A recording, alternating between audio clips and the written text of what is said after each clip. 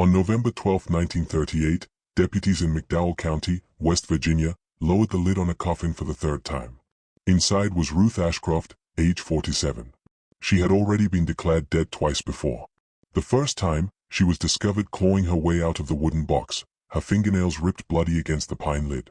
The second time, children in the valley swore they heard crying beneath the soil, and when the coffin was unearthed, Ruth was still there, lips torn, breath faint but unmistakable. The county burial records mention her 3 times, each entry stranger than the last. The third line is little more than a scroll, as if the clerk's hand trembled and refused to finish. In 1973, a folklorist named Nathaniel Green walked the ruins of Pine Hollow and recorded a line that still chills anyone who reads it. If you bury a woman 3 times and she still walks, it ain't medicine. It ain't madness. It's something older. Green left no explanation of what older meant. But in piecing together the surviving fragments, death ledgers, psychiatric notes, scraps of newspaper, and whispered recollections, an image of Ruth Ashcroft emerges. She was not merely a woman who refused to die. She was part of a family who treated death like a rehearsal, a county that tried and failed to bury what it didn't understand. The McDowell County Death Ledger for 1936 lists Ruth's cause of death as respiratory failure. A coroner's note in the margin states, subject expelled breath despite certification of death. Family insisted on burial after 3 nights. The phrase repeats across multiple records, 3 nights. A letter stored in the Pineville courthouse basement, written in an unsteady hand by the county sheriff, explains, the Ashcrofts will not inter their dead until the 3rd sunrise. By then, the body either stirs or it don't. If it stirs, they put it back to bed. Neighbors described Ruth as quiet, sickly, but devout. An obituary appeared briefly in the Charleston Gazette on December 1, 1936, but by December 3 it had been removed. In the archive microfilm the reel skips, as though the frame was cut away. No correction was ever issued. In April 1937, a school teacher named Sarah Wilcox filed a troubling report. She described one of Ruth's children, a boy named Jacob, who had drawn his mother rising from a coffin, her arms stretching upward, her face pale in charcoal lines. Next to her image, the boy scrawled, "She don't want to stay under." 2 weeks after the report, Sarah Wilcox vanished from school records. The payroll ledger lists only one word beside her name, absent. Ruth collapsed again in September of 1938 while feeding chickens. This time, a doctor confirmed her death. She was buried swiftly in the family plot. But 2 nights later miners walking along the ridge reported hearing a sound under the soil. They insisted it was not the creak of trees or the settling of earth. It was knocking. Deputies were summoned and against all reason dug the coffin back up. The lid had splintered inward as though battered by fists. Ruth lay inside, nails broken, chest heaving shallow breaths. She was alive again. One surviving report, signed by Dr. Robert Callahan of Welsh Hospital, describes Ruth's condition. Subject exhibits shallow pulse, irregular. Eyes open, unresponsive to light. Requests him abide with me. States, it ain't dark in there. Not quiet. The notes end abruptly, with no follow-up. Only Callahan's signature remains, jagged across the page as if written in haste. Some say Ruth was the victim of premature burial, not uncommon in rural Appalachia before embalming became routine. But her family's traditions hint at something older. The 3 nights watch, an Appalachian custom of keeping the body in the home before burial, was observed to prevent mistakes. Yet in the Ashcroft case, it read more like doctrine than caution. A confiscated Bible found in the basement of Pine Hollow Church, now kept in the state archive, contains hand-altered verses. One passage from Corinthians is rewritten, "The flesh may fail, but the will endureth." In the margins a note commands, "Hold them until the 3rd dawn. Only then will the soul consent." Ruth Ashcroft never consented. In November 1938 the family purchased a 3rd coffin. The invoice confirms iron clasps and reinforced seams. The burial was performed without hymn or prayer, as if ritual had failed them and silence was all that remained. Deputies stood watch until dawn. Records end there. No gravesite is listed. By 1940 the Ashcroft homestead stood empty, abandoned to weeds and rain. The census lists no Ashcrofts in McDowell after that year. It is as though the name was erased. Yet fragments persist. In 1961, the Gazette interviewed 83-year-old Lena Hartsfield, once a neighbor of Pine Hollow. She said, "We heard it again that night. The 3rd night. A sound like a woman's knuckles on tin. Not frantic. Not desperate. Just steady. Like she knew would come back for her." By the 1970s, Green found the house sagging, its roof collapsed, its hearthstone black with mold. He wrote in his journal, "No birds land near the chimney. No matter the season. No matter the wind." He left only that line, no interpretation, no conclusion. Some scholars believe he feared what he had uncovered. A final trace appears in 1942 in a file from Western State Hospital. The patient is unnamed, female, mid-40s. She mutters only one phrase, "The coffin was never dark." There is no record of admission or discharge. Just that single page, preserved without context. So who was Ruth Ashcroft? A victim of negligence, buried alive again and again by human error? Or the last bearer of a ritual too old to name, one that blurred the line between death and the will to endure it? In the mountains of McDowell, the earth has not answered. It holds its own memory, and it refuses to speak. If your grandmother ever whispered about a Ruth who would not stay down, if you have heard of a grave that would not take the body, if your own family tree has gaps where a woman's name should be, then tell us. Write it below, and let it be known. And subscribe, because every name you add pulls another file out of the dirt. McDowell County lies in the southernmost tip of West Virginia, hemmed in by ridges that rise like blackened teeth. In the 1920s, coal was the only currency that mattered here. Rail lines wound through the hollows like veins, carrying away the wealth of the land while leaving behind only dust, broken spines, and empty stores. By 1929, when the last of the company mines shuttered, the county began to wither. Storefronts were abandoned, schools reduced to half their size, and entire families fled north in search of work. But Pine Hollow, the pocket of land where the Ashcrofts made their home, stayed. It stayed, not because it thrived, but because no one else wanted it. The soil there was known to sink. Rain pooled black in the low ground, and foundations cracked within years. Property deeds describe it as unsuitable for farming, unsuitable for building, and yet, families like the Ashcrofts remained. In part, because they could afford nothing else. In part, because some said the land itself would not let them go. A 1927 property survey filed under the county clerk's office lists the Ashcroft parcel as active homestead. But the same ledger lists 3 separate notices of abandonment, each crossed out in red ink with the word disputed. No other family land in McDowell carries those kinds of marks. If you look at the maps produced during the Depression, Pine Hollow is often missing. The U.S. Geological Survey chart from 1934 leaves the valley blank, a gap in the green where topography should have been.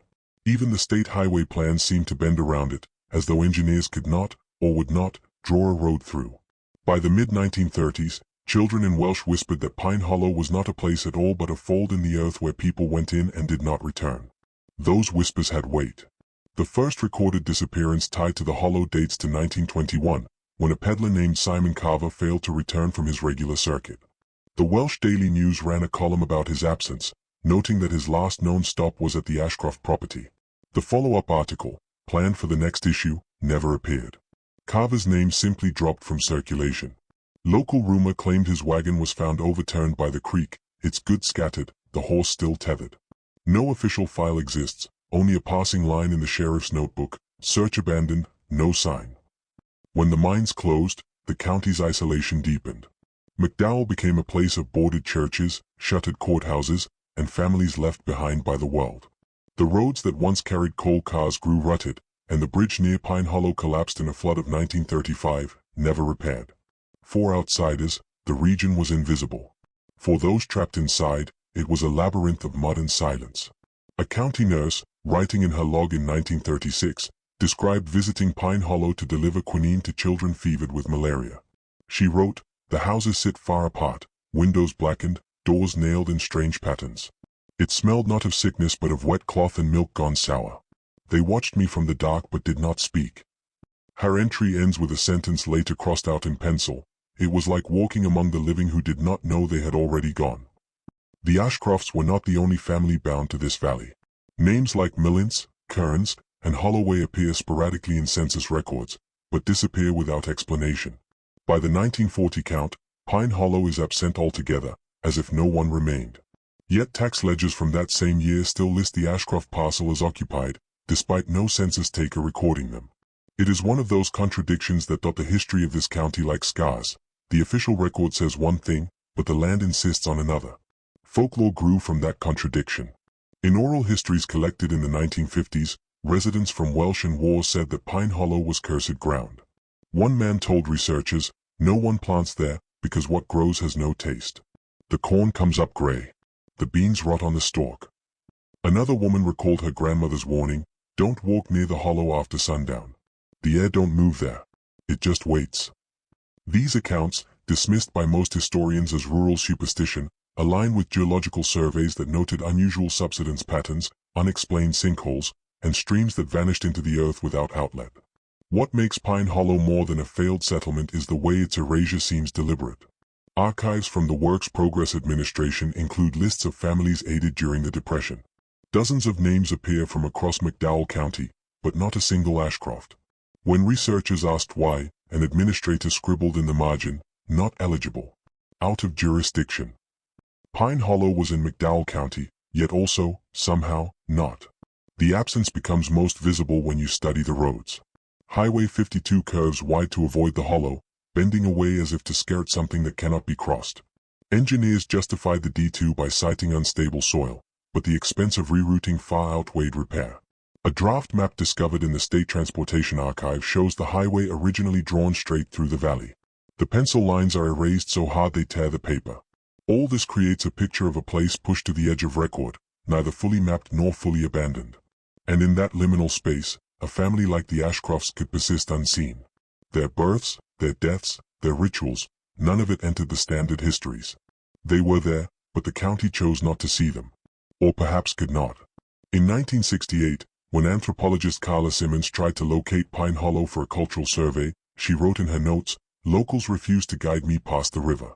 2 men laughed when I asked about Ashcrofts. One said, "If you want to see the hollow, close your eyes. You'll get there faster." Her survey was never completed. She left West Virginia within the year. The story of Ruth Ashcroft cannot be understood without first grasping this context. She belonged to a town left off the map, a county that survived on shadows and omissions. When Ruth died, again and again, her story did not travel beyond the ridges, because McDowell itself was already a ghost, speaking in half-forgotten names and erased lines on paper. In the archives, Pine Hollow is a blank. On the ground, it is a silence. But in that silence, something moved.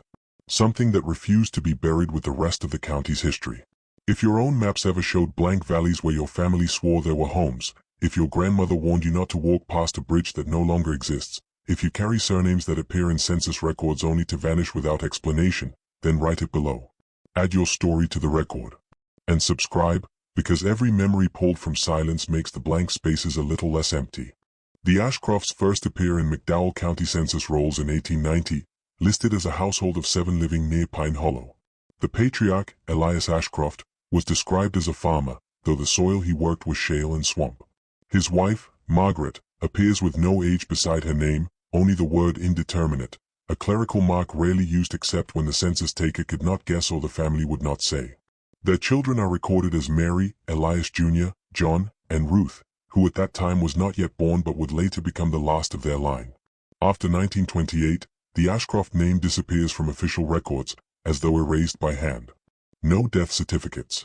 No marriage licenses. No trace. Only Ruth's name re-emerged years later, in those 3 strange entries in the county death ledger. Yet fragments remain. The 1903 school logbook from Pine Hollow lists attendance by surname. Across its brittle pages, the Ashcroft children's names appear for only 1 season. Next to Mary's name, a note is scribbled, "Withdrawn, mother insists home instruction." By winter, the Ashcrofts were gone from the rolls entirely. Teachers in later interviews recalled them as pale, quiet children, obedient yet strangely unspeaking. One teacher, Margaret Collins, remembered John Ashcroft writing his name backward on his desk, over and over, until the wood was scored with it. She told the county superintendent that when she asked him why, he only said, "So it won't fade when I go." In the jail ledger from 1911, Elias Sr. appears once, arrested for unauthorized burial. The charge is cryptic, recorded with no explanation. In the margin, the sheriff added, "Interred on private ground without certificate." Most Appalachian families in that era buried kin on family land, yet something about this particular burial was troubling enough to warrant arrest. The case was dismissed within a week. No further detail survives. The Ashcroft property tax records run steady until 1927. Then, a gap. For 2 years no taxes were paid, yet the property was never auctioned.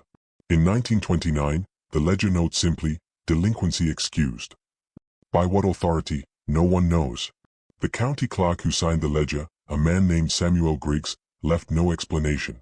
His grandson, interviewed in the 1970s, recalled overhearing his grandfather muttering that Pine Hollow wasn't land you could sell, wasn't land you could own. It already belonged to somebody else. Oral histories from neighboring families paint the Ashcrofts as both feared and pitied. They were said to keep their dead inside for 3 nights before burial, guarding the body in shifts, hymns whispered low. Children of the Hollow claimed the Ashcrofts sang verses not found in any Bible. One recalled words that sounded like Latin but broken, as if learned wrong and passed down anyway. When pressed to repeat them for interviewers, the children refused, saying only, "It ain't for the living." The story of Ruth begins in this silence. Born in 1891, she was the youngest and, some say, the most watched. Parish records from Pine Hollow Methodist list her baptism, but curiously, the officiant's line is blank. Other baptisms on the same page name pastors, deacons, or lay leaders. Ruth's space is empty, as though no one wished to claim it. Neighbors remembered Ruth as thin, often ill, but strong in will. She worked the small family garden even when her brothers left to labor in the coal camps. After the mines closed, she was the one who kept chickens, carried water, and, according to a diary by a neighbor named Henry Lowe, sang at night when all others slept. Lowe's diary, now in a private collection, mentions hearing her voice on still evenings, not hymn, not lullaby, but something else. A tune without end, like waiting. By 1928, the Ashcroft line narrows. Elias Jr. is listed as missing in the sheriff's notebook after wandering into the hills on a hunting trip. John is said to have left for Kentucky, though no records of his arrival exist. Mary marries into a Holloway family in Welsh but dies in childbirth within a year. Only Ruth and her aging mother remain on the property. Margaret Ashcroft's death is not recorded in county files. Her name simply disappears between census counts. Some say Ruth buried her mother in the garden without a marker. That erasure seems to have marked Ruth deeply.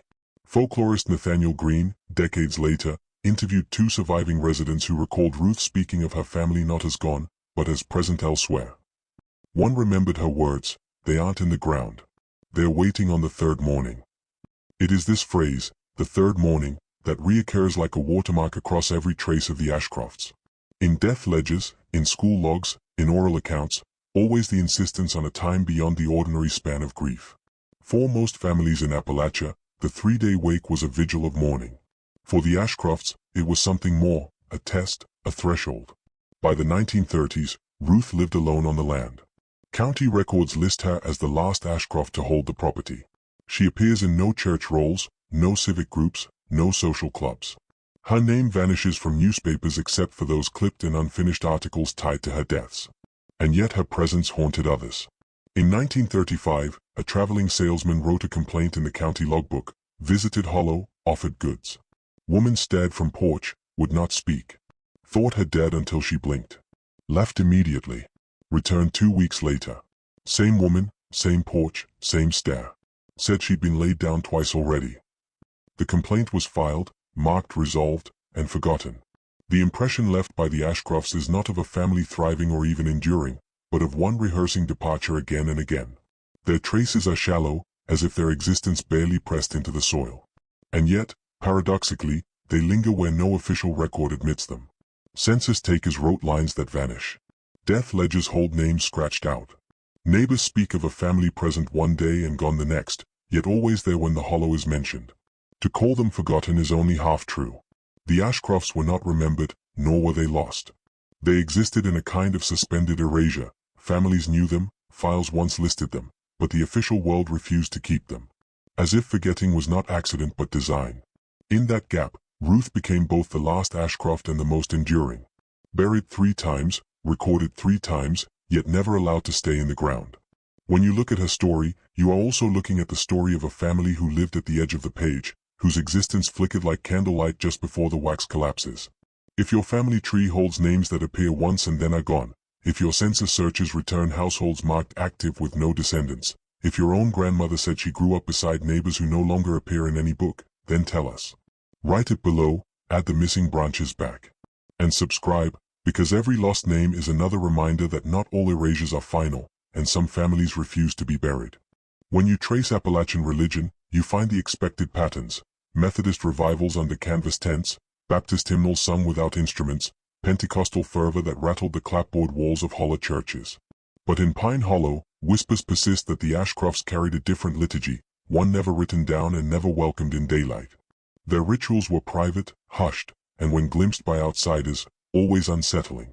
They were Christians, yes, but Christians who seemed to live inside a longer shadow of faith, as if their Bible began and ended in places no one else could read.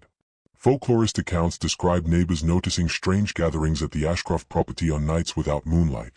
No lamps burned in the windows, but faint singing drifted through the trees, low voices that rose and fell in unison, repeating phrases not found in any hymnal. One neighbor told interviewers he crept close enough to hear Ruth Ashcroft's voice distinctly, carrying a single refrain, "Rise on the third morning." Over and over, until his courage failed and he fled. That refrain echoes the language of Christian resurrection, but to the Ashcrofts, it seemed more immediate, more literal. Not an eschatological hope for some far-off judgment day, but a timetable for the freshly dead. Their dead were never buried at once. Always 3 nights in the home, always candles burning, always a bowl of water at the foot of the bed. That water, neighbors claimed, was not for washing, but for reflection, so the spirit could see itself if it rose, so it would know the way back into flesh. A cache of records from the Pine Hollow Methodist Church, discovered in a decaying filing cabinet in the 1960s, suggests a confrontation between the Ashcrofts and local clergy. In 1912, the church minutes note persistent irregularities among certain families who profaned the vigil of burial. The minutes describe efforts to discipline members who keep the departed above ground, seeking signs of their return. Though the Ashcrofts are not named, the timing coincides with Elias Sr.'s arrest for an authorized burial. The church's language, profane, irregular, in contempt of holy order, suggests more than eccentric mourning. It suggests ritual. But the most troubling accounts come from the basement of the very church that condemned them. In 1974, workmen repairing Pine Hollow Methodist discovered chalk markings beneath layers of paint on the basement stone. Circles, crosses turned sideways, and what appeared to be names written backward. Among them, Ruth, Margaret, Elias. The workmen swore the chalk was decades old, impossible to fake. Some marks had been half scrubbed away, as if removed in shame or secrecy. Yet the names persisted, faint but legible, as though carved into the stone itself. Local legend claims the Ashcrofts sometimes held vigils not in their cabin but in that basement. When storms swelled the creek and roads washed out, neighbors say they carried their dead by lantern light to the church's undercroft, laying them out on wooden benches, whispering those strange refrains through the night. One man, now long dead, told his grandchildren he once saw the Ashcrofts standing in a circle there, faces lit from below by candle flame, each holding a mirror. In the mirrors, he swore, their reflections did not move in unison with their bodies. The Ashcrofts' rituals extended beyond death. A diary fragment from Henry Lowe, the same neighbor who recorded Ruth's nightly singing, describes watching Margaret Ashcroft walk the perimeter of their garden at dusk, scattering salt in a line while muttering words too soft to catch. He wrote, "She turned her face to the soil as if speaking to someone below it." The following morning, he found no footprints in the salt, though wild dogs were known to prowl the area. Salt lines, mirrors, backward names, and the 3-night vigil, together, they suggest a cosmology not bound to Orthodox Christianity. Scholars who reviewed the fragments in later years noted similarities to older European folk practices, remnants of pre-Reformation death rites carried across the Atlantic by settlers. But in Pine Hollow, those remnants fused with something more local, more Appalachian, a land already haunted by coal disasters, mine cave-ins, and floods that buried whole cemeteries in mud. What unsettled neighbors most was not the rituals themselves but the Ashcrofts' calm insistence that these practices were not superstitions but obligations. Ruth was remembered telling a visitor, "If we don't keep them 3 nights, they get lost. If they get lost, they come back wrong." She never explained what wrong meant, and perhaps no one dared to ask. In 1932, a preacher from Welsh named Reverend Tate held a revival in Pine Hollow, intent on purging what he called the unholy remnants of paganism. During one service, he spoke directly against the Ashcrofts, warning that their practices invited the devil's counterfeit of resurrection. Weeks later, Tate reported that someone left a bundle of chicken bones tied with red thread on the steps of his parsonage. He burned it in his yard, but swore the smoke carried a smell of human hair. And then there is the matter of the locked chest. In 1951, a demolition crew clearing the ruins of the Ashcroft home discovered a small iron-bound chest beneath the floorboards. Inside were scraps of paper, most illegible from water damage, but a few words survived. One read simply, "Third dawn. Watch the breath." Another bore a diagram of a figure lying prone, with arrows drawn upward from chest to mouth.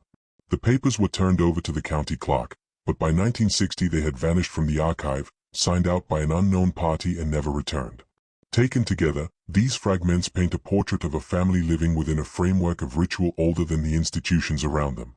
Their beliefs were not careless superstition but codified practice, transmitted across generations with solemnity. To outsiders, it was grotesque, keeping the dead in rooms with mirrors and bowls of water. To the Ashcrofts, it was necessary, even merciful. The true horror lies not in what they did, but in the possibility that they believed it worked. Because if Ruth Ashcroft rose 3 times, if her body was carried from bed to grave and back again, then perhaps the rituals were not empty gestures at all. Perhaps the third morning was not symbolic. Perhaps it was exactly what they said it was. And so the church basement, with its scrubbed chalk marks and half-erased names, remains less a curiosity than a warning. A reminder that beneath the hymns sung upstairs, beneath the cross nailed to the steeple, other prayers were whispered in the dark. Prayers not meant for heaven, but for the soil. If your own family told stories of mirrors covered when someone died, or salt poured at doors, or of waiting 3 nights before burial, share them. Write them below.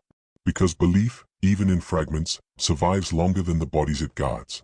And sometimes, as the Ashcrofts remind us, belief is powerful enough to raise what should remain buried. In the annals of Pine Hollow, no name repeats more often, or more uneasily, than Ruth Ashcroft. Her life is half record, half whisper, stitched together from church ledgers, coroner's notes, and the uneasy memories of neighbors who swore they watched her buried, more than once. The first death came in January of 1899. The records are clinical, cause listed as fever of unknown origin, body prepared at home, burial performed 3 days later in the frozen ground near the creek. Yet rumors circulated almost immediately. Several attendees at the wake claimed Ruth stirred on the second night, her chest shuddering, her lips parting as though to speak. Her daughter Margaret hushed the witnesses, insisting it was only the leaving breath. But a boy of 10, Thomas Lowe, later swore under oath in a separate matter that he saw Ruth's eyes open, like she had been roused from a dream. 2 months later, children playing near the Ashcroft property reported seeing Ruth herself in the garden, scattering salt along the fence line. They described her clothing exactly as it had been at the burial, a gray shawl, a black dress with missing buttons. Their parents dismissed it as childish fright. But in April, when the county ledger was updated, Ruth's name was listed not in the deaths but in the living census, her age struck through and replaced with a new entry, as though she had never passed at all. Her second death followed in 1906, more public this time. Witnesses testified that Ruth collapsed during Sunday service at Pine Hollow Methodist, her body seizing before it went still. The congregation rushed to her side. Reverend Tate pronounced her gone before the altar. She was carried out and kept in the church basement for the ritual 3 nights. Again, neighbors whispered of movement. One woman, Sarah Miller, claimed she saw Ruth sit upright during the second vigil, her mouth working soundlessly as if chewing air. Terrified, Sarah fled, and when she returned the next morning, the Ashcrofts denied her entry, saying Ruth must finish her passage. When the grave was dug, the crowd was larger, curious rather than grieving. Some swore they heard sounds beneath the hymns, knocking, muffled gasps, though none dared halt the burial. What chilled witnesses most was not the funeral itself but the weeks after, when Ruth was seen again. Always from a distance, always in poor light, but unmistakable, her gait slow, her shoulders bent forward, her hair a wild tangle. Farmers found footprints in mud leading from the creek toward the family cabin, the prints smaller than Elias Sr.'s boots, too large for Margaret's.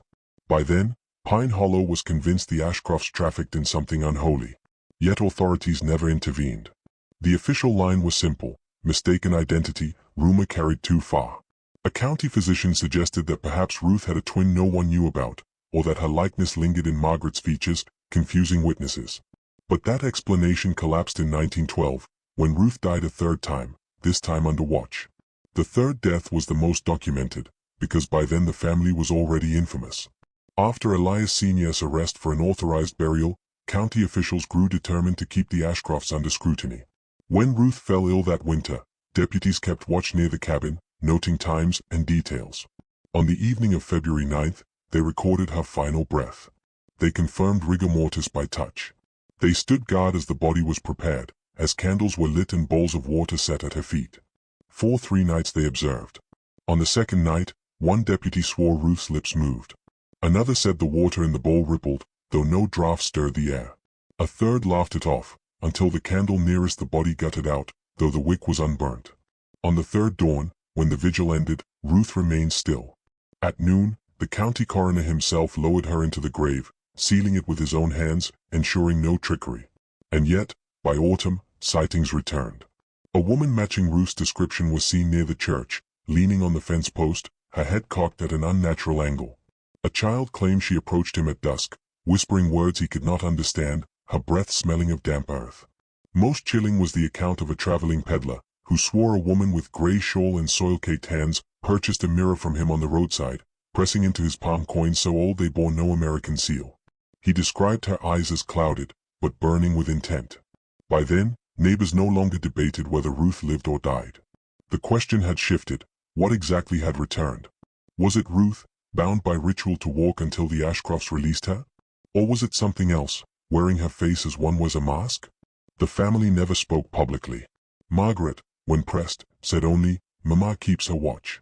She will keep it until it is time." No one asked what time she meant. No one dared. When the Ashcroft property burned in 1927, most assumed Ruth's story had ended in the flames. Yet among the ruins, searchers claimed to find a chair set neatly by the hearth, untouched by fire, with a grey shawl folded across it. Some said it smelled faintly of river water. Others swore the chair rocked on its own, though no wind stirred the ash. The story of Ruth Ashcroft persists not because it is singular, but because it resists closure. Death, as most understand it, is final. In Pine Hollow, Ruth made a mockery of that finality, not once, but 3 times. And each time, she was seen again, a reminder that rituals can bend the boundaries of life, if not break them outright. The question for us is not whether Ruth rose. Too many swore they saw her, too many records contradict themselves. The question is whether the rituals that guided her return were deliberate safeguards, or desperate mistakes. Did the Ashcrofts tether her back out of love, unable to let her go? Or did they invite something else entirely, and call it by her name? When you hear her story, do not think of Pine Hollow as distant. Think of the mirrors in your own home, the salt at your own table, the wakes in your own family where the body was left longer than necessary. Ask yourself, if you listen closely on the third morning, what sound you might hear. The stillness of peace, or the faintest stirring of breath. If Ruth Ashcroft truly died 3 times, the earth should bear witness. Graves should remain, markers should weather, and coffins should rot beneath the soil. Yet in Pine Hollow, no one can say for certain where Ruth rests. Each site that once held her is gone, swallowed by the land, erased by the county, or left as nothing more than an indentation in the earth where no stone remains. The first grave was said to be near the creek, on the edge of Ashcroft property. A simple wooden cross was hammered into the frozen ground in January of 1899. Neighbors remembered it clearly because the creek had swollen that winter, the water climbing close to the bank. When surveyors returned decades later, no cross remained. More troubling, the soil was too firm, too undisturbed, as though it had never been turned. A 1932 field report from the Works Progress Administration noted, local residents claim a burial occurred here. Soil stratification shows no disruption. In other words, no grave. The second grave, after her collapse in the church, was dug in the Methodist cemetery in 1906. Parishioners swore they watched the coffin lowered, hymnals raised in bitter voices. But by the 1940s, the cemetery had been catalogued, and Ruth's name was missing from every record. Old families in Pine Hollow remembered a headstone, carved plain, nothing more than IA 1863 to 1906, but when preservationists came, no stone could be found. What they did find was stranger: 3 burial plots in the churchyard measuring the length of coffins, all empty. The third grave, the most official, the most documented, was the one lowered in 1912 under the supervision of deputies and the county coroner. This one, by all accounts, should have remained. Yet in 1973, an amateur historian, Edwin Dyer, searched for the site after collecting local stories. He dug with permission, marked carefully, and wrote in his field notes, "Coffin cavity collapsed long ago, but no nails, no wood fragments, no bones present. Impossible absence. It is as if nothing was ever buried." His journal was found in his car when he vanished 2 months later along Route 52. The pages are brittle now, but his handwriting is unmistakable. When confronted with these contradictions, local officials often fall back on simple explanations: records lost, markers stolen, stones weathered to illegibility. And yet, No other graves in Pine Hollow vanish in this manner. Other markers crumble, yes, but bones remain, coffins rot, soil tells the story. Ruth's story leaves nothing but silence in the ground. Some whisper that the graves were not meant to remain. Old women recall Elias Sr. spreading salt not only at the property line but around the burial sites themselves, as if binding the ground. Others remember Margaret muttering verses not from scripture, but from something else, words that carried the cadence of prayer but not its comfort.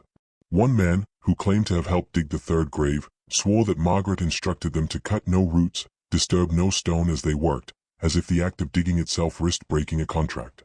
There are darker theories.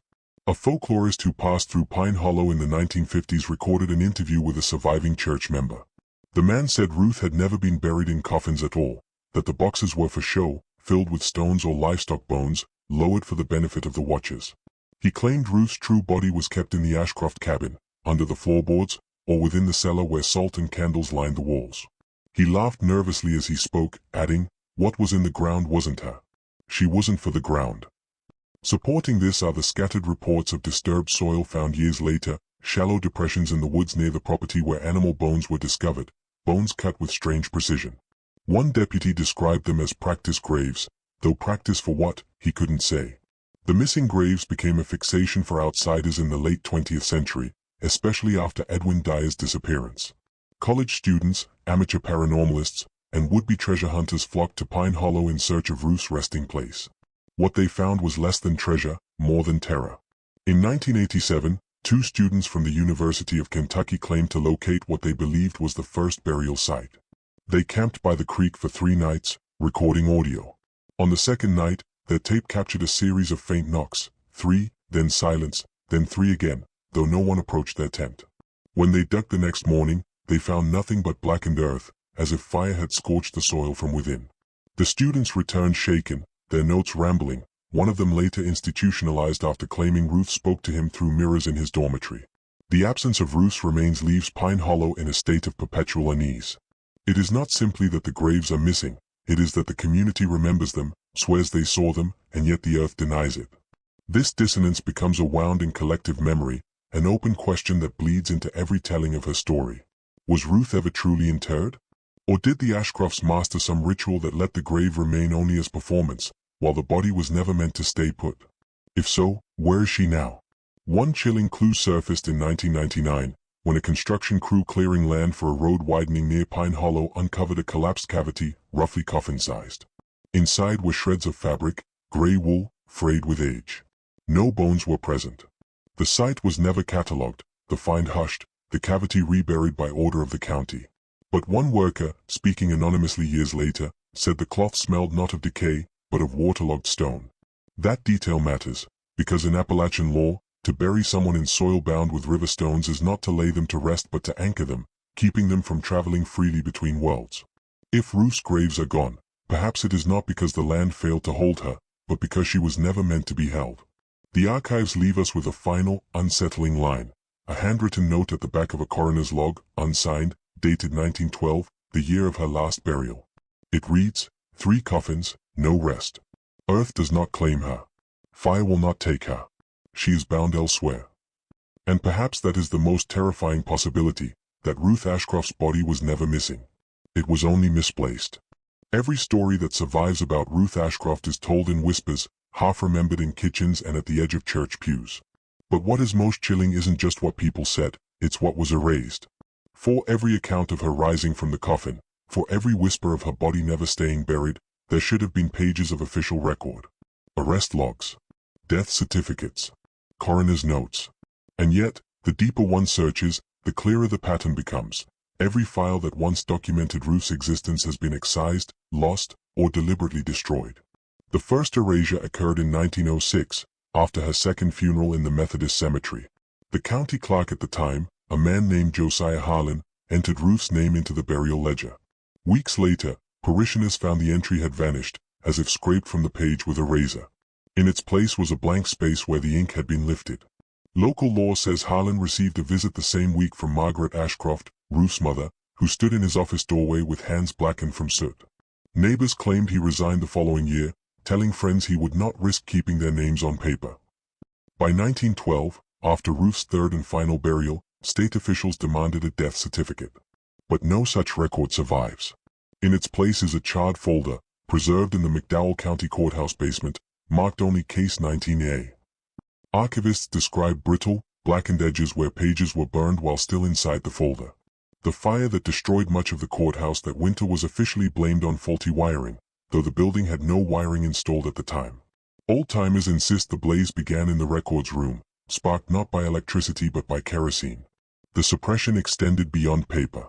In 1934, journalist Daniel Mercer from the Louisville Herald traveled to Pine Hollow after hearing rumors of a woman who refused to die. His first dispatch promised a three-part expose, beginning with interviews of surviving Ashcroft neighbors. Only the first article was ever printed. 2 days later, Mercer was killed in what the Herald called a vehicular mishap, his car found overturned near an embankment with his throat cut clean across. The police blamed shattered glass from the windshield. Those who examined the coroner's photos decades later disagreed. His notebook never surfaced, though locals say his widow received an envelope containing his torn press badge and a slip of paper reading, "Some graves stay closed." It wasn't only journalists. A social worker named Anna Callahan filed a report in 1951 describing a boy in foster care who drew a woman's figure over and over, labeling it Ruth. The boy, she wrote, claimed Ruth visited him in his sleep and wanted to be remembered. 2 weeks later, Callahan's report was officially retracted by her office, marked with a red stamp, "Erroneous submission, case dismissed." Callahan herself disappeared from county payroll records the following year, though her name still lingers on a single census sheet. When genealogists later asked about her, staff insisted no one by that name ever worked for the department. Church officials, too, took part in silencing the memory. Hand-copied hymnals from Pine Hollow's Methodist Church contained notes in the margins, cryptic warnings, prayers against the woman who would not lie still. By the late 1960s, every surviving hymnal had been removed and replaced. A local librarian discovered a stack of them in the church furnace room, half-burned, their pages blackened, their bindings split. She saved one, which today sits hidden in a private collection. Across its final page, in hurried scroll, is written, "Do not write her name." Writing calls her back. The final blow came in 1978, when the State Historical Society attempted to compile a comprehensive record of McDowell County cemeteries. When researchers arrived in Pine Hollow, they found the Methodist graveyard cordoned off. A sheriff's deputy on duty told them the ground was unstable and access was prohibited. Weeks later, the graveyard was bulldozed under the pretense of new road development. No road was ever built. The lot remains fenced and empty, overgrown with sumac and brambles. The stones, the records, the resting places, gone. Even in the digital age, the suppression lingers. Local bloggers who attempt to write about Ruth report corrupted files, crashed hard drives, emails that vanish from inboxes. One 2009 thread on an Appalachian folklore forum described Ruth in detail before abruptly cutting off mid-sentence. The user never posted again. Months later, the site's server crashed, and backup records from that period were unrecoverable.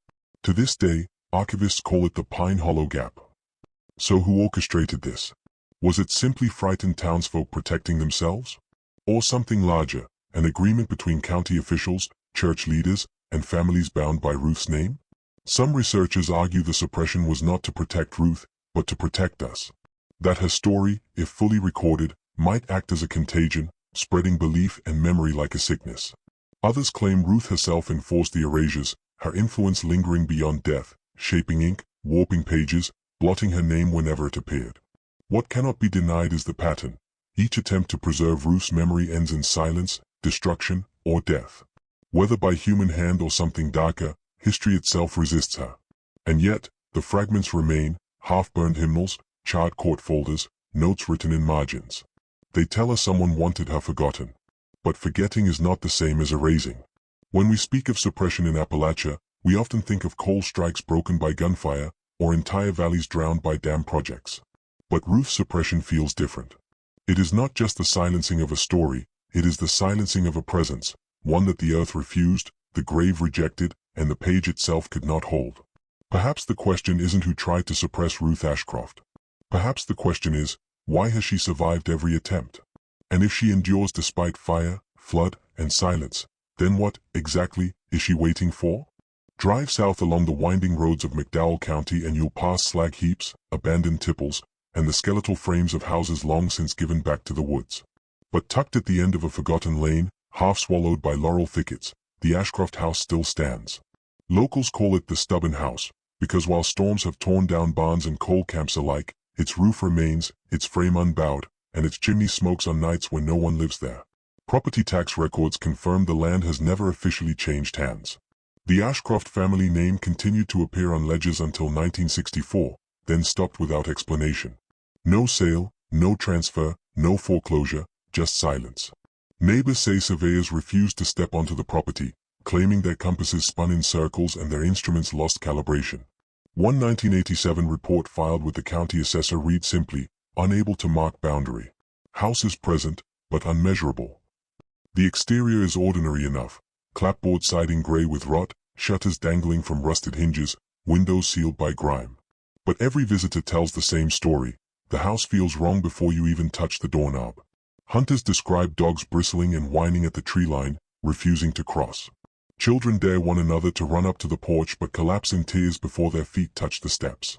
Even survey photos, snapped from the road, often blur at the edges, the house appearing slightly tilted, as though reality itself leans away from it. Inside, the atmosphere thickens. Floors sag but never break.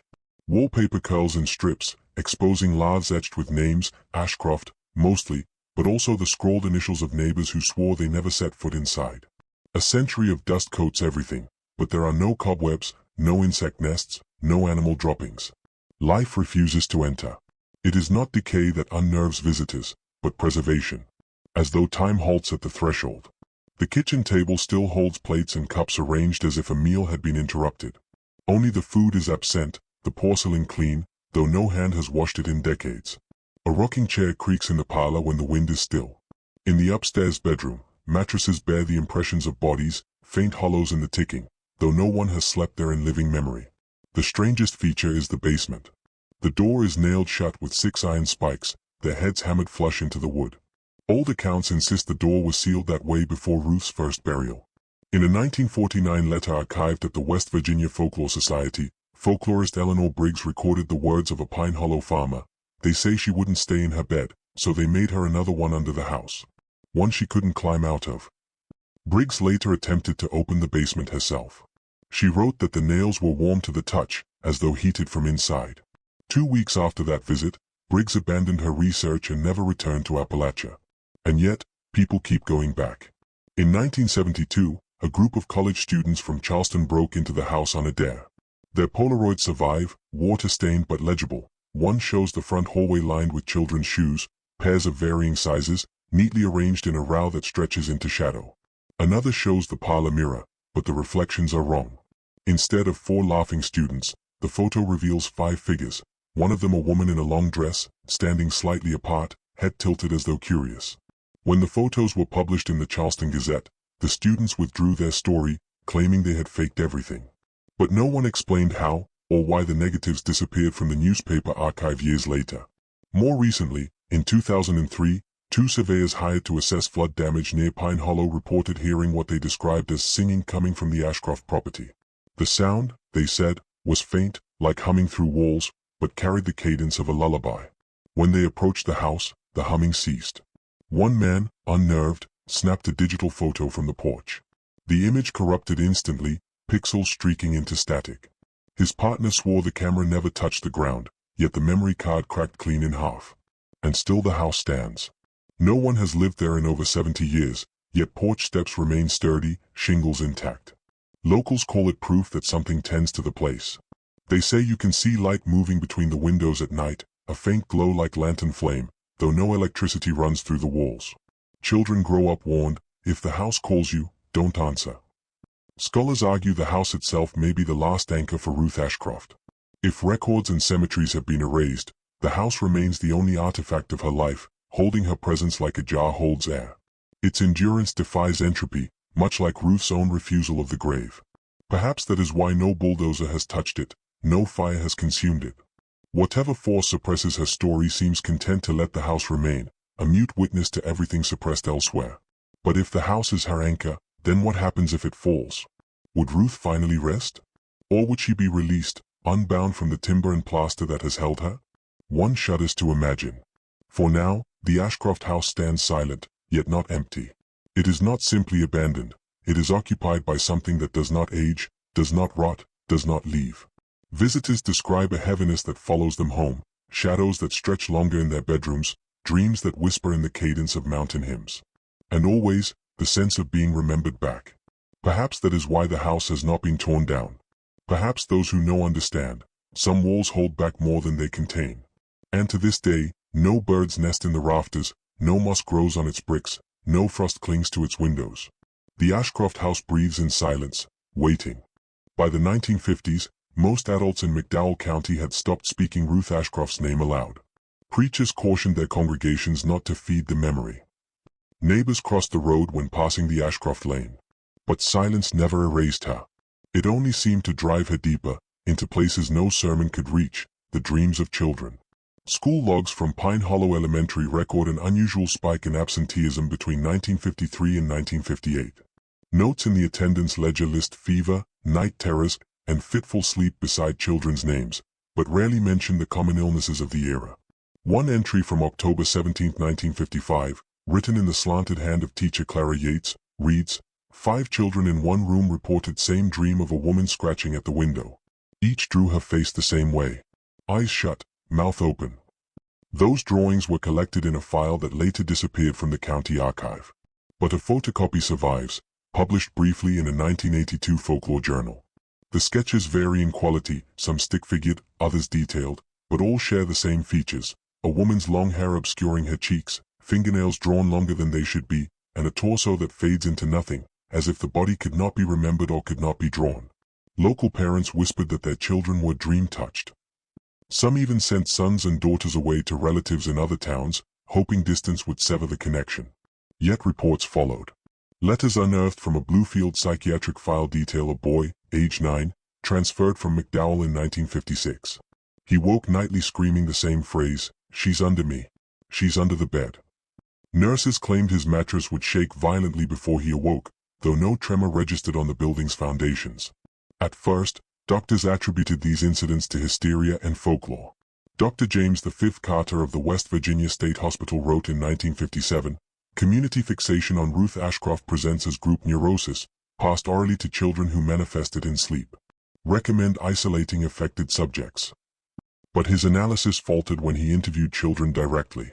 Notes from those sessions reveal a chilling consistency. No matter age, gender, or schooling, they described Ruth not as they had heard of her, but as if they had seen her. They noted the soil beneath her fingernails, the way she hummed a half-song before scratching at walls, the smell of damp earth rising when she entered a room. One child, an 11-year-old girl named Margaret Holloway, told Dr. Carter, "She doesn't have to walk. She remembers where the beds are. She's been in all of them before." Margaret's diary was discovered decades later when her brother donated belongings to the county library. In neat cursive she wrote, "Ruth sits at the edge of my bed. She doesn't open her eyes. She doesn't need to. She says she's not here for me. She's here to make sure we keep saying her name." Margaret died in 1961 of pneumonia. But tucked in the back of her diary was a drawing of her own headstone, shaded carefully, with the inscription already carved, "Beloved, but not buried." The phenomenon was not confined to McDowell alone. A 1962 article in the Charleston Gazette reported on the Ashcroft sickness spreading into adjoining Mercer and Wyoming counties. The piece quoted Reverend Thomas McKinnon, "It is not death the children fear. It is being counted wrong. Buried wrong. Like her." The article was later retracted under pressure from county commissioners, who called it slander against grieving families. But the clipping survives in private collections. What lingers most in the accounts is not terror, but recognition. The children did not describe Ruth as a stranger intruding on their sleep. They spoke of her as someone they remembered back, as though she had been part of their families all along. A McDowell County social worker in 1958 wrote, "When asked who Ruth Ashcroft is, several children replied, 'She's our grandmother.' None of them had Ashcroft blood. Perhaps that was the point. The boundary between family and stranger blurred in Ruth's wake, as if the mountains themselves adopted her into every lineage. Dream by dream, her presence spread like a contagion that did not require blood or name to transmit. The most disturbing testimony came in 1971, decades after Ruth's supposed third burial. A retired teacher, Lena Hartsfield, then 83, gave an interview to the McDowell Gazette. She recalled a day in 1954 when she entered her classroom to find every child silent, eyes closed, arms folded across their chests as if laid out for burial. They weren't playing, she insisted. It was not pretend. They lay that way for nearly 10 minutes, breathing shallow, and when I called their names, none answered. When they opened their eyes, every single one looked at the empty chair at the back of the room. They said it was Ruth's seat. But that seat had never been filled, not once, not ever. What do we make of such records? Were these children caught in the grip of shared hysteria, repeating whispered fragments of a story their parents tried to bury? Or was Ruth herself continuing her refusal to rest by reaching through the weakest barriers, the dreams of the young, the unguarded thresholds of childhood? The truth may lie in the details that refuse to fade. County officials suppressed records. Families destroyed journals. Yet even now, adults who were children in the 1950s hesitate when asked about Ruth. Some refuse to answer altogether. Others admit, reluctantly, that the dreams never truly ended. That when sleep is heavy and the night quiet, they still hear the sound of fingernails against glass, patient and steady, as if time itself could be clawed through like a coffin lid. And so Ruth persists, not in official records or church sermons, but in memory passed along silently, generation to generation, through dream and dread. Her name no longer needs a headstone or a census entry. It lingers where children sleep, waiting for the moment when silence bends and they speak her back into being. To this day, Pine Hollow parents warn their children not to draw faces at night, not to whisper the name Ruth after sundown. Not because they disbelieve, but because they know the truth. She listens best to children. If your grandmother ever mentioned a dream that didn't belong to her, if you ever woke to find yourself remembering someone else's burial, or if you drew faces you couldn't explain, leave it below. Comment with the fragments you carry. And subscribe, because every story told is another file pulled out of the dark. If Ruth Ashcroft's story is scattered, it is not because there was never evidence. It is because evidence was deliberately erased. From county ledgers to asylum logs, the record of her existence was pruned again and again, leaving only the scars of absence. What remains is not the comfort of history, but the cold recognition of censorship, an erasure carried out by those who feared what might resurface if a story stayed whole. Archivists in McDowell County admit there are gaps. Entire years of coroner's reports from the late 1800s are missing. The ledger pages from 1871 to 1875 are neatly cut, as though lifted with a razor blade. County clerks in the 1920s logged lost by fire in several indexes, yet no fire is recorded in courthouse records. An insurance survey from 1923 confirms the building was never damaged. Someone wanted those papers gone. But fragments survived, tucked where hands forgot to reach. A census sheet from 1880 lists the Ashcroft household but strikes through Ruth's name in a heavy graphite cross. Beside it, faint and almost illegible, a margin note reads, "Removed, see correction." No correction was ever filed. In the state hospital archives, patient admission files leap from number 531 to number 533. The missing number belonged to a woman admitted in 1894 under the initials IA. That file, too, was cut clean from the stack. What unnerves researchers most is how deliberate the excision appears. Pages vanish not haphazardly but precisely. Names erased, files cut, entire shelves mislabeled. A 1978 inventory of the McDowell Historical Society marked Ashcroft family papers as a collection once held in the stacks. In a later inventory, that entry is not only absent but typed over with a different code. When asked, a staff member explained, "We don't catalog curses. Best to leave them unfiled." One of the few surviving documents to escape the purge was a 1936 obituary draft for Ruth's supposed grandson, Jonathan Ashcroft. In the margin, the editor scrolled, "Omit grandmother's name. Do not reprint burial confusion." The final obituary names every relative except Ruth. The draft was found decades later by a graduate student combing microfilm reels. It should have been destroyed but slipped through, proof that someone, an editor, a clerk, a pastor, was scrubbing Ruth out. Suppression extended beyond paper. Oral testimonies collected in the 1960s reveal families warned not to speak her name in church or at gatherings. Local pastors delivered sermons against feeding shadows. School teachers quietly discouraged term papers on Appalachian folklore that mentioned Ruth. Even genealogical societies refused to publish Ashcroft bloodlines, citing unreliable sources. In rural towns where every family tree is precious, this silence is striking. Why the effort? Why erase a single woman, already dead? One theory emerges again and again, the belief that remembering her kept her alive. That each document, each repetition of her name, was not preservation but resurrection. And so, officials cut away her record like infected flesh, believing silence could cure what burial never managed. Yet erasure breeds suspicion. In 1987, researcher Howard Kimball submitted a Freedom of Information request for psychiatric records linked to I.A., McDowell County, 1894. The request was denied on grounds of missing file. When Kimball appealed, citing state archival law, the denial shifted, records never existed. But in Kimball's own notes, preserved by his family, he recounts a late-night phone call from an unnamed state archivist. The voice told him plainly, they existed. They're gone because they were meant to be gone. If you keep asking, you'll lose more than a file. Kimball stopped his research within a year. The pattern of disappearance is not confined to West Virginia. References to Ruth flicker in out-of-state records and then vanish. A 1902 Kentucky death certificate once listed mother, Ruth Ashcroft. By 1910, that entry was replaced with unknown.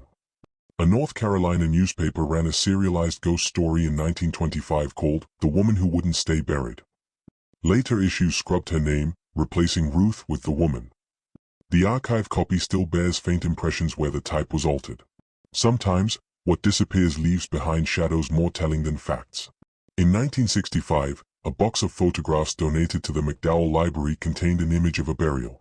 The faces are blurred, the coffin shut, but on the back was written, Ashcroft Ground, 1872. Days after its discovery, the box was reported stolen. No break-in was ever logged.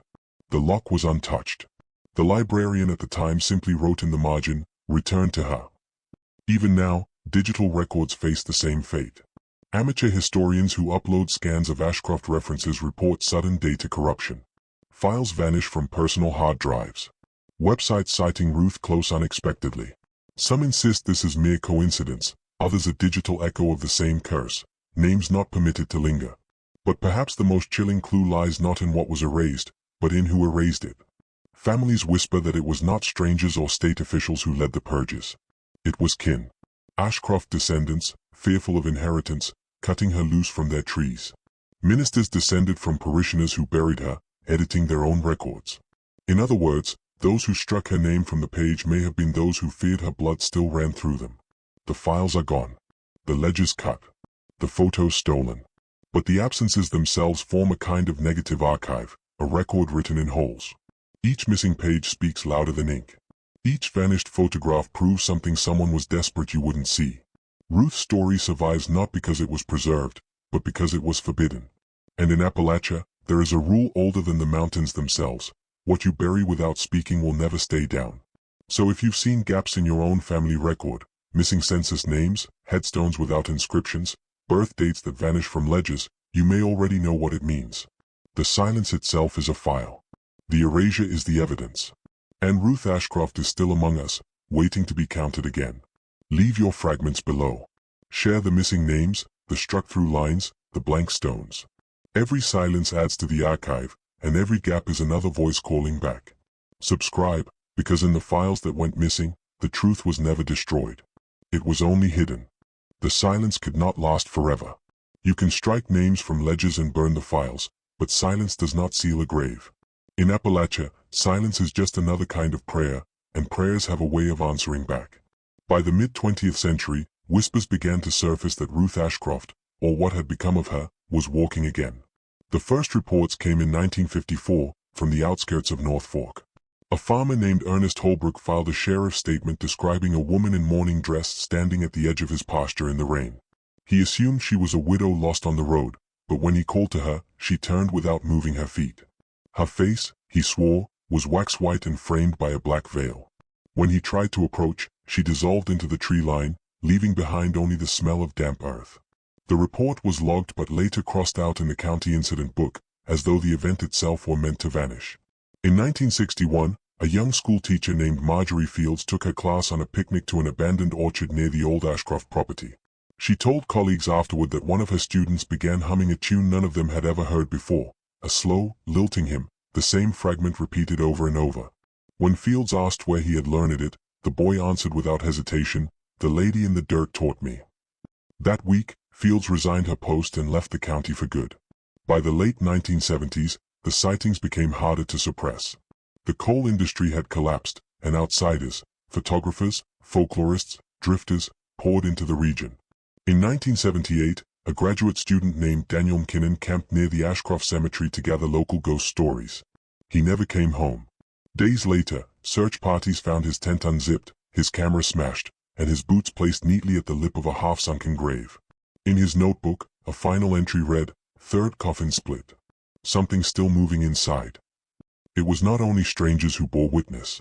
In 1983, Ruth's supposed great-granddaughter, Evelyn Ashcroft, called the McDowell Sheriff's Office in hysterics. She claimed she had awoken to find her grandmother, dead and buried for 14 years, sitting at the foot of her bed, hands folded neatly in her lap, humming. Deputies wrote it off as grief and drink, but neighbors corroborated hearing the same hymn drifting through the walls of her home. Evelyn vanished 2 months later. Her house was sold, her possessions boxed away, but the hymn was said to linger in the rafters long after. Folklorists call these return events, but the locals gave it a harsher name, the undoing. It was as if the earth itself refused to keep Ruth contained.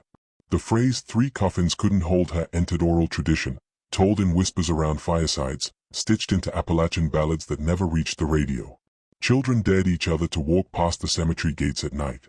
Families carried salt and iron nails when passing the old Ashcroft grounds, muttering charms under their breath. By the 1990s, the stories had adapted to a modern world. Truckers on Route 52 reported a woman in black stepping into the road and vanishing under their headlights, leaving skid marks and shaken men behind. Amateur radio operators claimed their frequencies were hijacked by a woman's voice singing a wordless hymn. Even early internet forums carried threads about the Appalachian widow who won't stay down, only for those posts to disappear within days. One of the most chilling accounts surfaced in 2004, when construction crews digging for a gas line near Keystone unearthed a coffin, its wood swollen and split, its lid forced upward from within.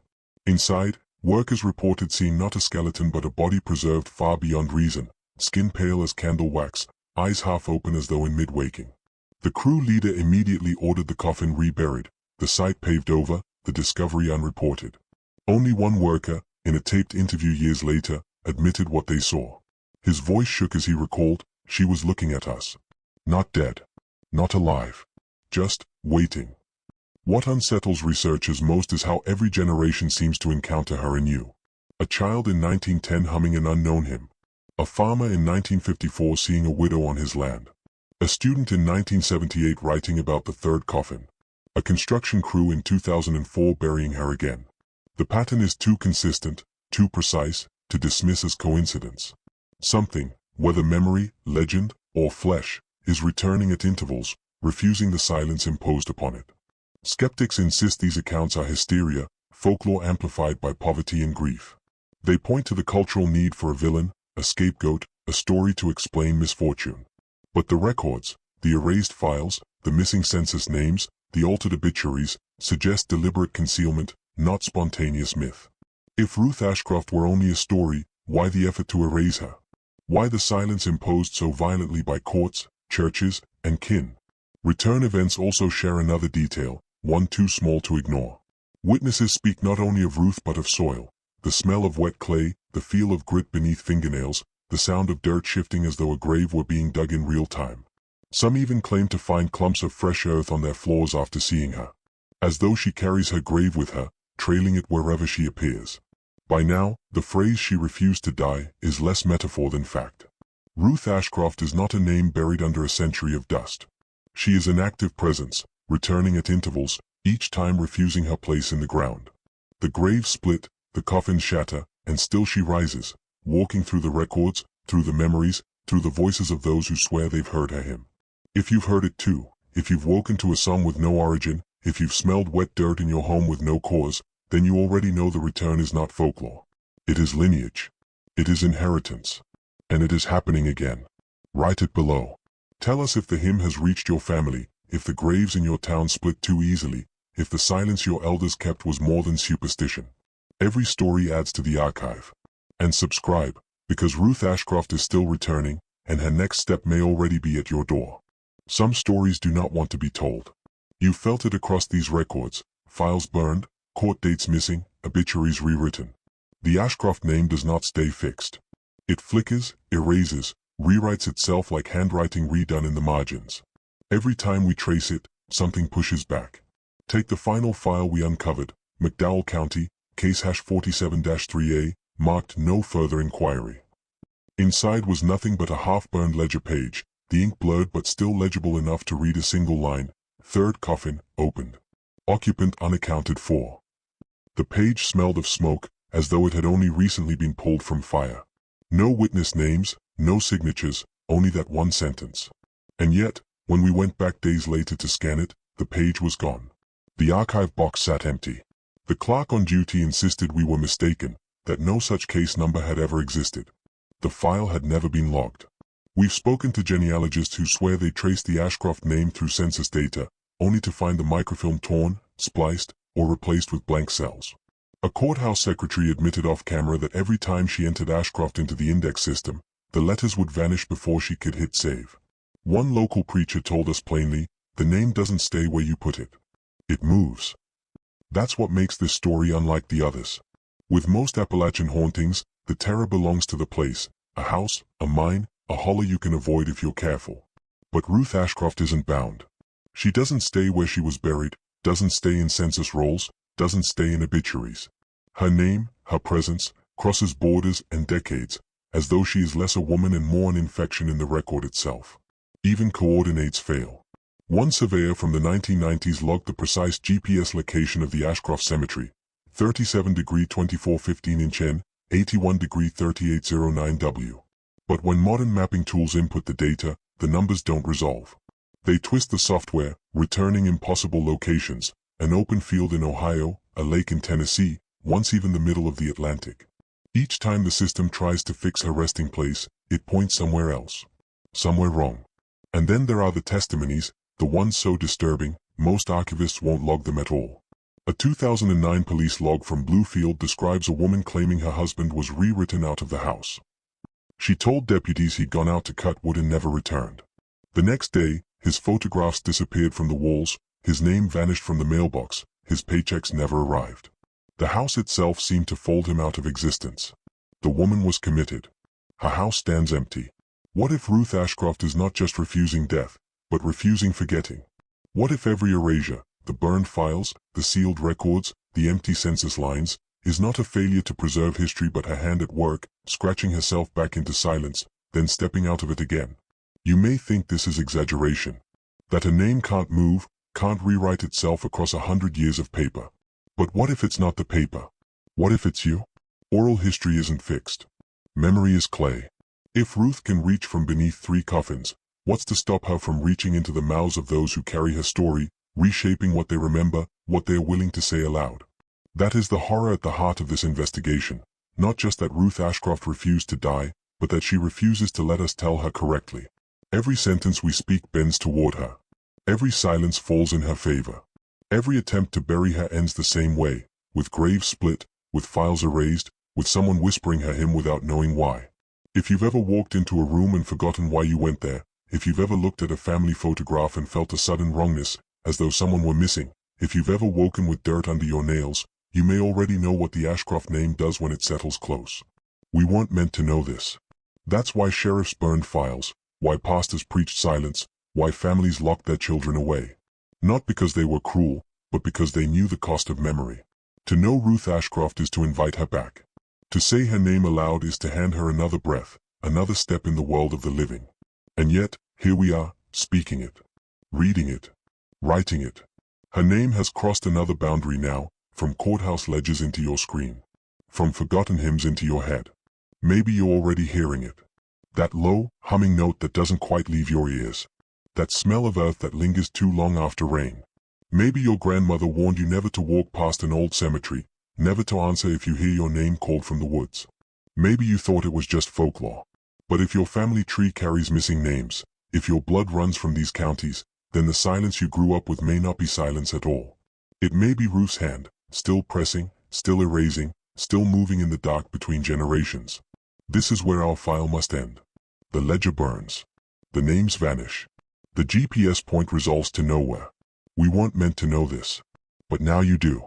So if you recognize the Ashcroft hymn, if this story matches your family's silences, if you've walked past a graveyard and felt something moving under the soil, then write it below. Tell us. Let us see what they tried to erase. And subscribe, because even this video might not last.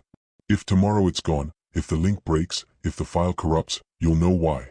Because Ruth Ashcroft does not rest. And now, because you've heard her name, she knows you too.